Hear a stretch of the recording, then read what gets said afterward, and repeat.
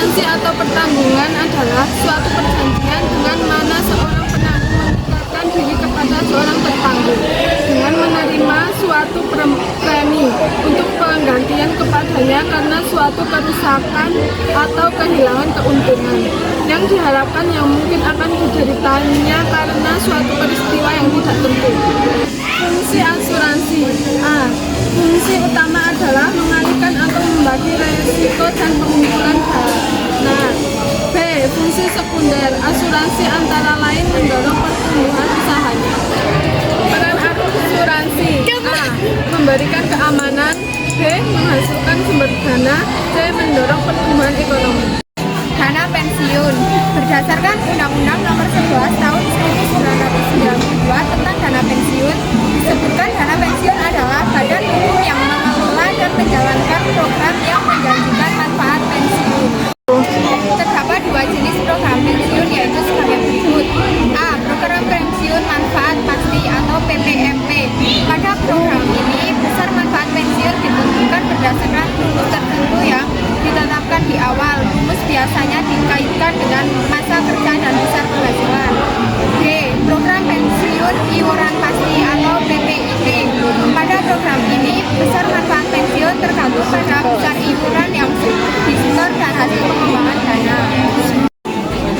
Fungsi dana pensiun yang utama adalah menyediakan dana atau uang pertanggungan apabila peserta meninggal dunia atau mengalami kecelakaan atau cacat sebelum mencapai usia pensiun.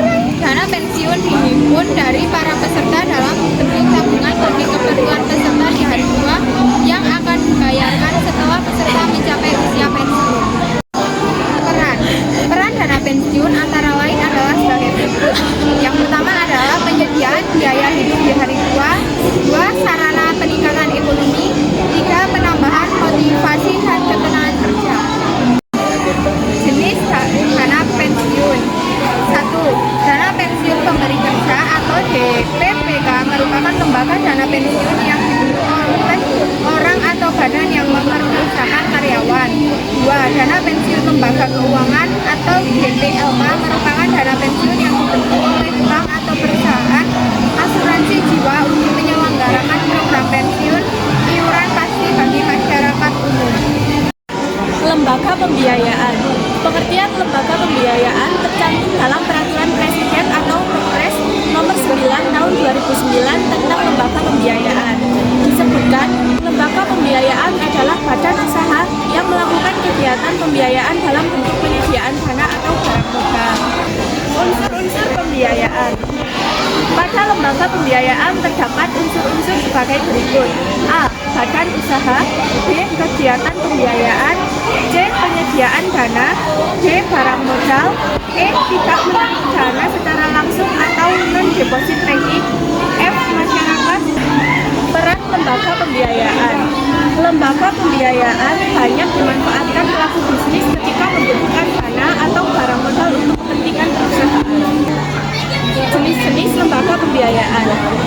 A. Perusahaan pembiayaan. B. Perusahaan modal ventura.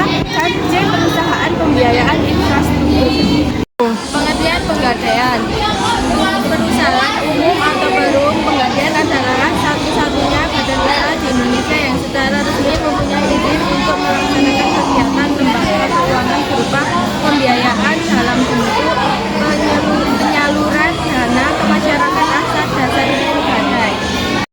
Jenis pegadaian. Pegadaian dibedakan atas pegadaian konvensional dan pegadaian syariah. Pegadaian konvensional adalah suatu lembaga pemerintah yang memberikan uang pinjaman kepada nasabah atau dasar hukum gadai. Pegadaian syariah adalah suatu lembaga keuangan atas divisi dari pegadaian yang memberikan uang pinjaman kepada nasabah yang sesuai dengan prinsip-prinsip syariah Islam. Peran dari pegadaian adalah kontribusi pegadaian terlihat dari layanan keuangan jasa pembiayaan, di mana pegadaian menyediakan pola pembiayaan melalui sistem gadai.